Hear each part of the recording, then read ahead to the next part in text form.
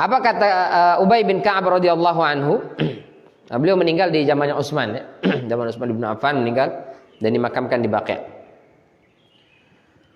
Karena Rasulullah sallallahu alaihi wasallam adalah Rasul sallallahu alaihi wasallam yutiru bisabbihisma rabbikal a'la.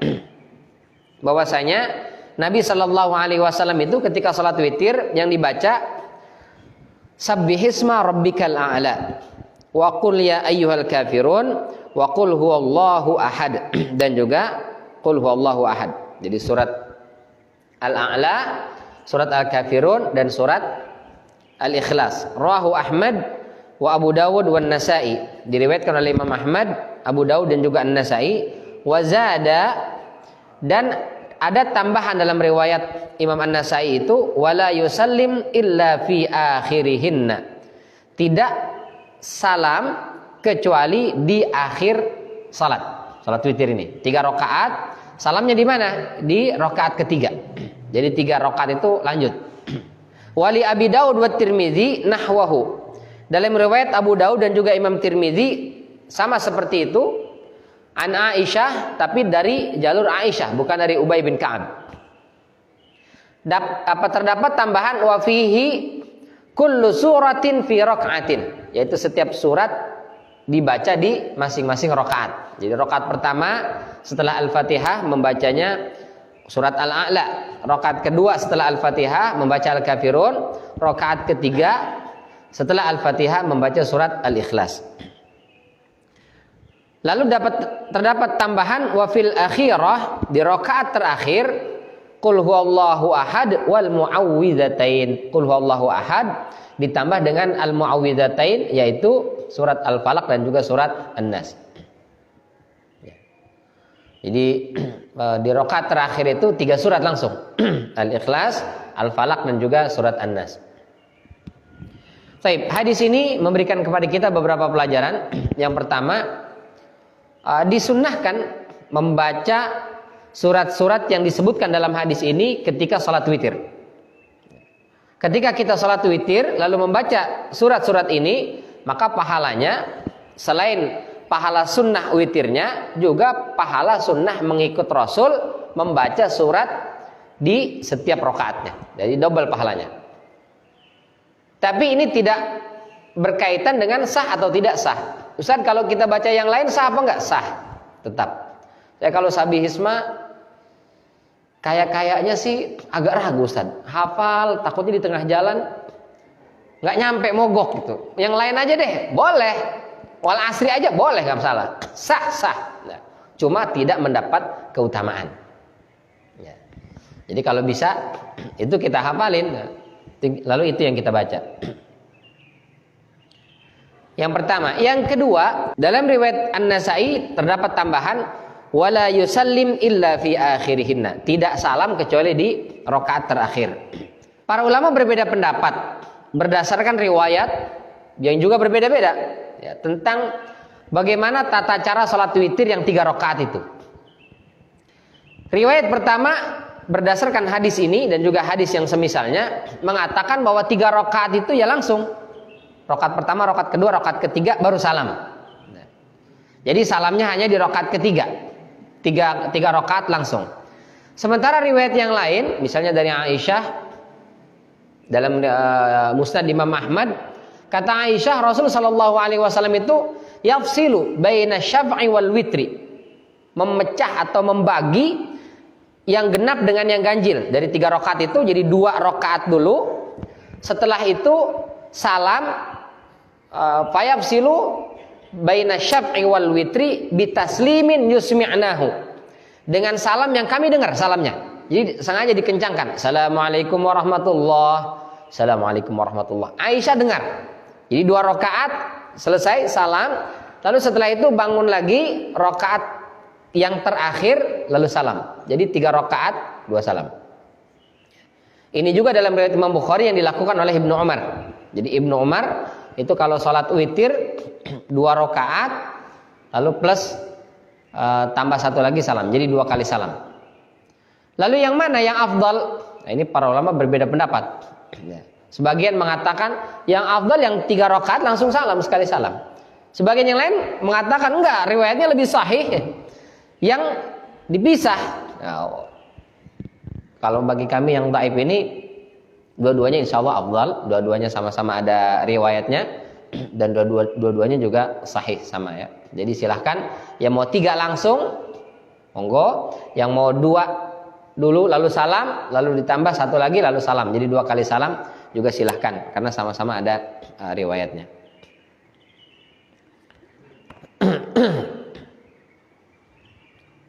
Daripada ribut Ustaz, mau yang 2 lalu salam atau 3 salam, bagaimana kalau 1 saja? Kalau 1 kan sepakat, salamnya cuma sekali. Nah silahkan, nggak apa-apa. 1 rakaat aja. Hadis berikutnya, an Abi Sa'id Al-Khudri radhiyallahu anhu, dari Abu Sa'id Al-Khudri, semoga Allah meridainya, anna Nabi sallallahu alaihi wasallam qala, bahwasanya Nabi sallallahu alaihi wasallam bersabda, autiru qabla an tasbahu. Ya. Witirlah kalian sebelum masuk waktu subuh. Rawahu Muslim, diriwayatkan oleh Imam Muslim. Wal Ibnu Hibban, dan dalam riwayat Ibnu Hibban, man adraka subha wa lam yutir fala witra lahu. Barang siapa yang mendapati sholat subuh atau azan subuh dan dia belum sempat witir, udah nggak ada lagi witir buat dia. Jadi kalau sudah azan, aduh saya belum witir, udah nggak usah. Ya, makanya witirnya sebelum azan subuh. Itu hendaknya witir. Ya. Kalau nggak sanggup atau nggak cukup waktunya 3 rakaat, maka cukup serakaat saja. Serakaat tadi apa yang dibaca? Kulhu saja. Kalau masih sempat, kulhu dengan 2 kul, yaitu Al-Falaq dan juga surat An-Nas. Jadi 3 kul boleh. Udah nggak cukup waktunya Ustaz, tinggal 2 menit lagi, ya udah. Berarti baca surat Al-Ikhlas saja. Kalau misalnya saya waktu takbiratul ihram salat witir belum adzan. Begitu selesai walam yakul lahu kufuwan ahad. Allahu akbar, Allahu akbar, adzan subuh. Ini gimana nih statusnya? Maka tetap lanjut. Karena takbiratul ihramnya belum masuk waktu subuh, maka dilanjutkan, diselesaikan. Terhitung tetap dapat witir. Tapi kalau selesai tahajud misalnya, assalamualaikum warahmatullahi, assalamualaikum warahmatullahi, belum witir, langsung bangun, Allahu akbar, Allahu akbar, maka la witra lahu, tidak witir. Tidak usah witir, duduk lagi dengarkan azan, cukup sudah. Wa anhu, dan masih dari Abu Sa'id Al-Khudri, semoga Allah meridainya, berkata, qala Rasulullah sallallahu alaihi wasallam, telah bersabda Rasulullah sallallahu alaihi wasallam, man nama 'anil witri aw nasiyahu falyusalli idza asbaha aw dzakara. Rawahul khamsah illa an-Nasa'i. Barang siapa yang tertidur 'anil witri dan dia belum sempat witir. Jadi tidur belum sempat witir. Aw nasiyahu, atau terlupa. Falyusalli idza asbaha aw dzakara. Maka hendaklah dia salat meskipun sudah selesai subuh. Aw dzakara, atau ketika dia ingat. Hadis ini diriwayatkan oleh imam yang 5, berarti ashabus sunan, plus dengan Imam Ahmad. Sunan Abu Daud, Tirmidzi, Ibnu Majah, An-Nasa'i, dan juga Imam Ahmad. Tapi kata Ibnu Hajar Al-Asqalani, dalam Sunan An-Nasa'i enggak meriwayatkan, dikecualikan An-Nasa'i. Apa maksudnya? Yang hadis sebelumnya bahwa kalau sudah subuh belum sempat witir, ya udah nggak ada witir. Tapi hadis berikutnya, kalau dia terlupa atau tertidur lalu masuk waktu subuh, maka selesai subuh boleh dia witir. Atau dia ingat sudah siang misalnya, maka boleh dia salat witirnya di siang hari. Ini apa maksudnya? Maksudnya hadis yang pertama, bagi mereka yang memang jarang tahajud dan jarang juga menutup dengan witir, lalu nggak sholat witir dan tidak tahajud, ya sudah, nggak ada tahajud buat dia, tidak ada witir buat dia. Tapi bagi orang yang terbiasa tahajud dan ditutup dengan witir, lalu ketika itu mungkin dia sangat lelah, kecapean, sehingga tertidur, dia sudah niat karena biasa tahajud bangun malam, maka dia witirnya bukan sebelum tidur, tapi nanti pas sepertiga malam terakhir. Karena dia sangat lelah tertidur kelewat, tahu-tahu bangun sudah subuh. Atau sakit misalnya, dia mau bangun tapi sakit, meriang, badan gemetaran, aduh nggak sanggup bangun. Maka berdasarkan hadis yang kedua, dia boleh mengqadha'nya di siang hari. Ya, selesai duha, maka silakan dia mengqadha'. Cuma dalam riwayat yang paling kuat itu kalau sholatnya di siang hari digenapkan.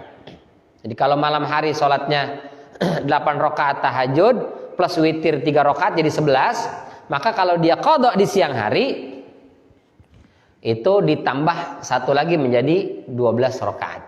Jadi 2 semua. Nah, itu bagi yang mengqadha'nya di siang hari. Nah, ini menunjukkan bahwa qiyamul lail dan salat witir begitu luar biasa pentingnya.